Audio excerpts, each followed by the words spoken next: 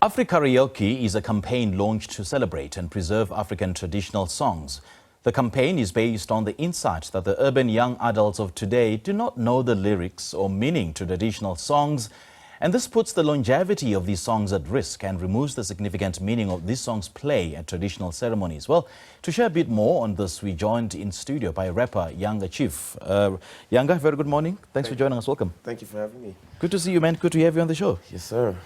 Look, Castle Milk Stout has previously shared that the brand has always had the desire to work with you because you align to their brand purpose. And now you've also, shared your intention to work on this brand when it comes to Afrikaraoke. Just take us through that.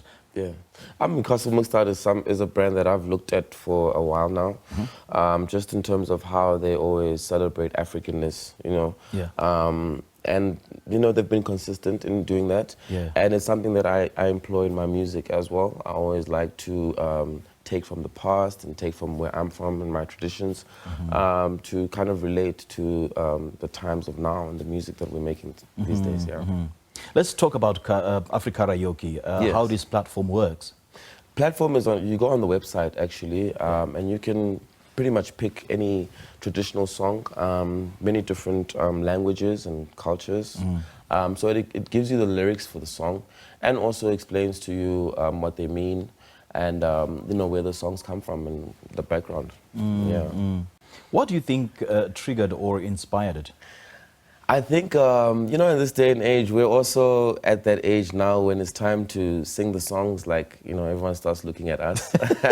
So we can't be humming in the back anymore. And we always keep humming and, not knowing the lyrics. So, obviously, maybe you don't have your grandparents anymore, or your parents to actually sit you down and explain the meanings behind these songs. So what Castle Milk Stout has done is actually gone to experts and historians and elders and, found out about these songs and literally just put that on the website for you to read up. And it's great because people have always been asking, like, with technology now, how do you make sure that the young kids are interested in their own traditions? And I think to be able to put it online, on the phone that the kids are obsessed with, it bridges the gap between tradition and technology. So basically all the traditional songs are on the website? Yes. I mean, the lyrics? Yes, 100%. Okay. Yeah. So are we speaking of Xhosa, Venda, Swati all of them. songs? Yeah, really? All of them. The one thing where I learned, because we were fortunate enough to actually go back to the Eastern Cape, Mgwali in Satarham, and I was speaking to the elders, and they explained to me, for example, in Xhosa, there's emphasis on Igwicho, and they explained the history of how Amagwicho came about. And it's usually for ceremonies and celebratory events, etc., but particularly sport. So if you think of the Springboks and if you think of Gwijo Squad, it all ties in together, because these songs are meant to bring people together and to celebrate something that everybody enjoys. Yeah. And just like you said, you are in the Eastern Cape, to also get a lesson on, songs that are authentic to your culture. Yes. Yeah, just share some of these lessons. That there's a particular song, if you watch the documentary, I think it's played on SABC 1. If you watch the documentary, it actually, there's a song called Iwam Tiwam, and I inquired about, okay, what's the meaning? Because all it says is Iwam Tiwam, And the deeper meaning behind it is that, as people, as we grow from generation to generation, we are faced with challenges. Yes. And overcoming that challenge is not as simple. You might need to strike once, twice, 3 times and keep going at it until you overcome it. And the beauty of overcoming that challenge is that you actually grow as a person. So if you abandon the challenge and not do it, you'll stay stuck in the same place, And there's those types of meanings with these songs. And I think it's just beautiful to be able to have the format of Igwicho to pass down that message from generation to generation. And for those who are not so privileged, to have access to such, who do they go to for cultural or traditional lessons? Because everything has just become so modernized. Our parents are modern, our grandparents are modern, and whenever you want a lesson on my culture or my cultural identity, I've got no one to turn to. 100%. I think, you know, for me personally, I grew up in a very matriarchal family. Okay. So the women in my family have been very strong in teaching us things that we might not know or might not remember. Okay. But I think it's important for us as friends to be able to have these conversations, and important for brands as well, who hold so much power in the information that the youth gets, to be able to try and be creative in terms of passing these messages down responsibly, you know. So, you know, we always have games nights and sports and things like that, you know. So I could go deeper and talk about how it can be implemented in schools, etc. But I think the most basic thing is what we're doing right now with Castle Mukstad. Yeah, and speaking of which, the key word there, I suppose, is creativity. How do we creatively impart knowledge and skills when it comes to traditional music?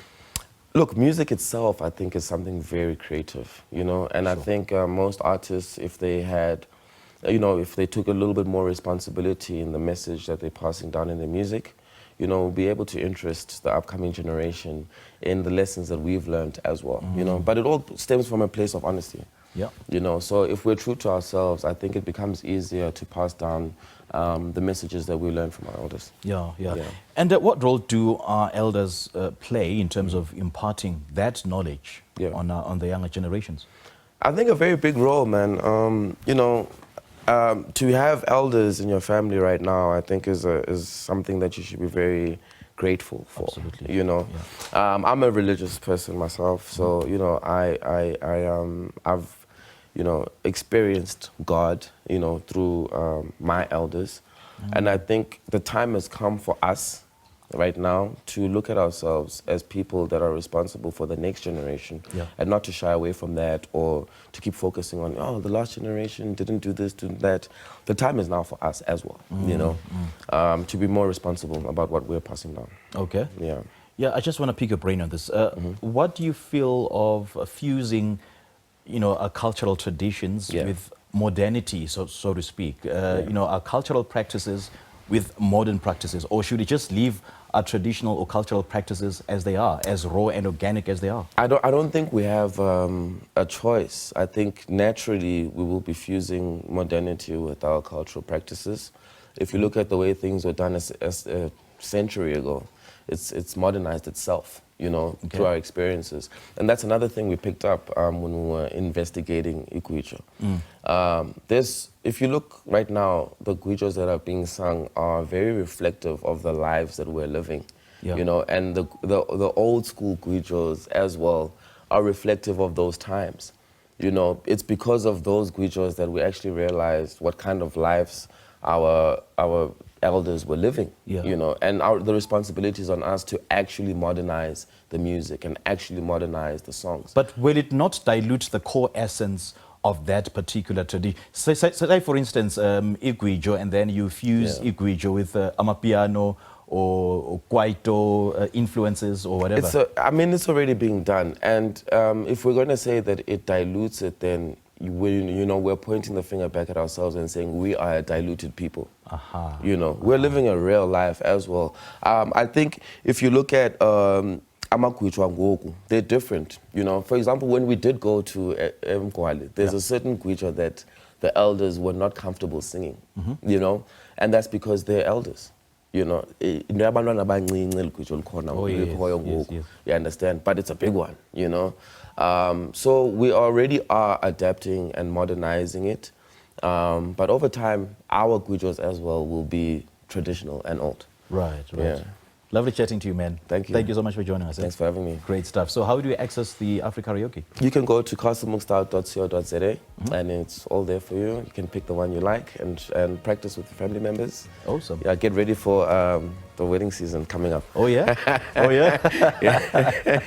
Cool stuff, man. Thank you. Well, Afrikaraoke is an innovative campaign which is designed to reconnect South Africans with their traditional songs and cultural heritage. We just spoke to brand ambassador, rapper Yanga Chief.